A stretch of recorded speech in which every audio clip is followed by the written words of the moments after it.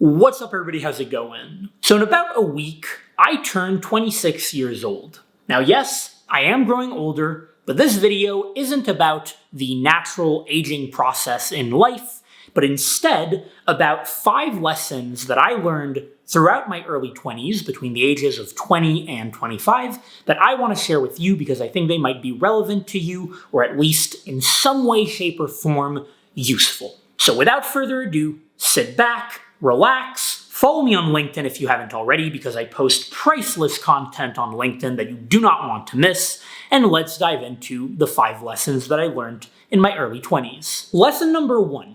Lesson number 1 is that any goal or dream or aspiration that you have, no matter how far-fetched or no matter how impossible it seems for you to reach, is actually, in fact, attainable. If you have something that you believe is somehow reserved for only a special group of people, and even though you really want to attain it, you think that you will not be able to attain it because it is reserved for a special group of people, well, let me tell you that that is just incorrect. And here, what I can share from my own experience is that when I was a teenager, when I was in my early 20s, I was always dreaming, imagining, running a business, living some sort of entrepreneurial lifestyle, and also running some sort of YouTube channel. I really wanted to have a YouTube channel back in my late teens, early 20s, and despite my efforts back then to achieve some sort of entrepreneurial success, some sort of success on YouTube, I never did. I always kind of failed, basically. And I remember thinking at times, even though I was the kind of person who was pretty confident and all of that, I remember thinking at times, maybe this is somehow reserved for some special group of people. Maybe it's not for everybody. Maybe I won't be able to achieve these dreams that I have. And here, don't get me wrong. I don't want to act like I'm some sort of poster child for success in entrepreneurship or on YouTube, but I do think that in the recent years and today, these days, I have achieved some level of success in entrepreneurship, some level of success on YouTube. I have a very, very fast-growing business, very successful business, at least right now. Really exciting. We're helping tens of thousands of customers. I have this YouTube channel that's growing every day. I love interacting with all of you. And so, to some extent, I am living out these dreams that I had when I was younger, and I was able to achieve them. And the way that I was able to do so actually isn't all that crazy or all that special. I just put in the work, put in the almost formulaic efforts that I needed to put in to achieve them, and here I am, having achieved them or being in the process of achieving them, of living them out. So all that to say, if you do have dreams and aspirations that seem very far or unattainable, do know that they are achievable. I swear to you, they are achievable. You just have to believe in it and actually put in the work and the effort. Seek out opportunities where you can make your own luck and just do it. Lesson number 2 is something that I've said many times on LinkedIn, hint, hint, follow me on LinkedIn, and here on YouTube, and it's that any advice, any piece of advice that you get from anybody, I don't care if it's Elon Musk, if it's Bill Gates, if it's me, if it's your mom, your dad, whomever, any piece of advice that you get is intrinsically subjective. It is intrinsically best suited to the person giving you the advice and not necessarily best suited to you. And you have to figure out whether or not the piece of advice is actually relevant to you, whether or not it actually works for your body, for your mind, for the way that you function. Very, very important. Not everyone needs to wake up early in order to be successful. Not everyone needs to read 10 books a year in order to have more knowledge. Not everyone needs to take notes in class to retain information better. Not everyone needs to have work-life balance. I'm telling you, advice is intrinsically subjective, and there are very, very few pieces of advice out there, or few tenets of wisdom that are actually axiomatic and that actually apply to everybody equally. One of the only exceptions that I can think of is that if you're preparing for your coding interviews or your systems design interviews, you really should use my company AlgoExpert. Go to algoexpert.io and use the promo code CLEM, C-L-E-M, for a discount on the platform. But apart from that one, they are really few and far between. Lesson number 3 This one is that it is very, very important for you to put yourself in environments that are conducive to achieving the goals that you want to achieve. This is super important. Let's take the example of dating. Let's assume that one of your goals is to get a significant other. A girlfriend, a boyfriend, whatever, you want a significant other. Well, it's extremely important that you put yourself in an environment that is conducive to getting a significant other.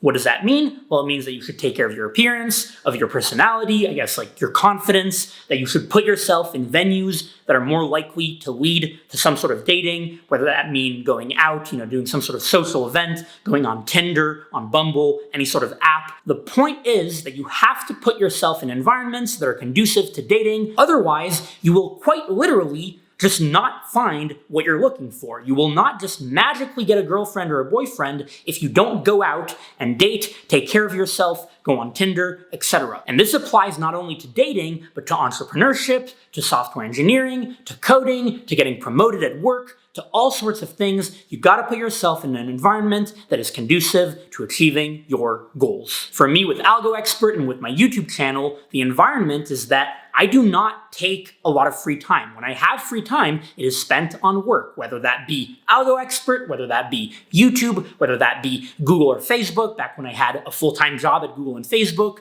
I never did anything else because that was the environment that I needed to achieve success in the endeavors that I was pursuing. Lesson number 4, this one is that having a handful, a couple of handfuls, maybe even one deep, meaningful, profound relationship with somebody. And here I'm not talking about a significant other. I'm talking more about a friendship relationships. Having a few or even one very deep friendships, very deep relationships is extremely valuable in life. I cannot emphasize enough how valuable having a tight bond with somebody is, whether you're going through dark times and need to rely on somebody, whether you're trying to pursue a business opportunity, like for instance for us on Algo Expert, I have extremely close relationships with everybody else that I work with on Algo Expert, and it's been genuinely one of the best assets that we have as a company, because it means that we have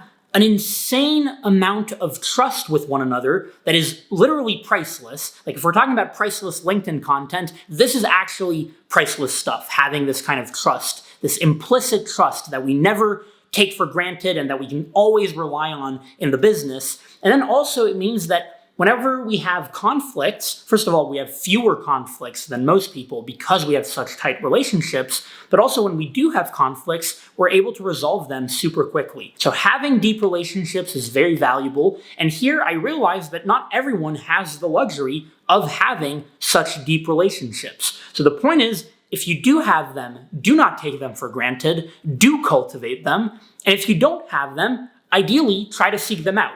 Maybe you're in college, maybe you're in high school, maybe you're at work, and you can find these relationships and try to build them and try to cultivate them. Very important, and this has really struck home or really hit me hard during my early 20s, and especially with my time on Algo Expert. Last but not least, lesson number 5 has to do with minimalism. And here, the lesson is that leading a minimalist lifestyle is extremely beneficial. Now wait, I know what you're thinking. Maybe you're thinking, I'm not sure about that. I don't know if that applies to me. And that would be great. That would be great because that would mean that you have internalized my previous lesson, lesson number 2, about advice being subjective, and maybe a minimalist lifestyle isn't for you. But let me explain, give me a shot at perhaps persuading you that it is. I wouldn't say that I'm someone who actively considers themselves a minimalist. I'm not someone who actively seeks out leading a minimalist lifestyle, if that makes sense.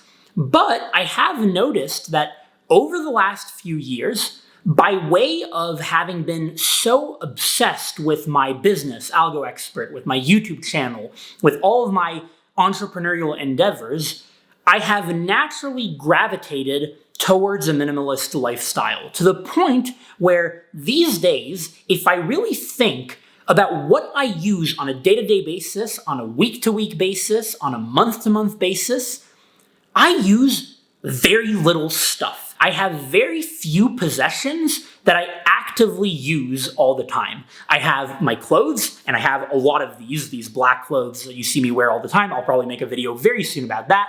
Then I have my MacBook Pro, I have my AirPods, I have my phone, and that's about it. I'm sure that there are a few other things that I have, but like overall, genuinely, not that much more. And then of course there are consumables, things like food or whatever other consumable, toothpaste, that kind of stuff, the basics of life. But beyond that, I really genuinely do not own anything else. And I cannot stress enough how liberating it has been, how liberating it currently is to not have all this stuff, to have instead this very minimalist lifestyle where I can entirely focus on the things that matter to me, the things that bring me joy, on posting content on LinkedIn. I'm really trying to get you to follow me on LinkedIn here. And seriously, it's just amazing, and I would highly recommend, if you are ever so inclined to lead a minimalist lifestyle, to look into it and to really ask yourself, what is it around you that you actually use every day or every week? And if you realize that there's something that you don't really use every day or every week that has no real meaning to you, just get rid of it. You'll thank yourself. So those are the 5 lessons that I've learned throughout my early 20s, and now I'm very excited to see what lessons I'm going to learn during my late 20s, between 26 and 30 years old. Let me know what you thought about these lessons in the comments below. Can you relate to them? Have you already been applying them? Do you think that these are things that will help you in the future? Smash the like button if you enjoyed the video. Don't forget to subscribe to the channel if you haven't already. Do it right now. LinkedIn, I've mentioned that many times. Twitter and Instagram if you like other types of short form written content or pictures. And otherwise, I will see you in the next video.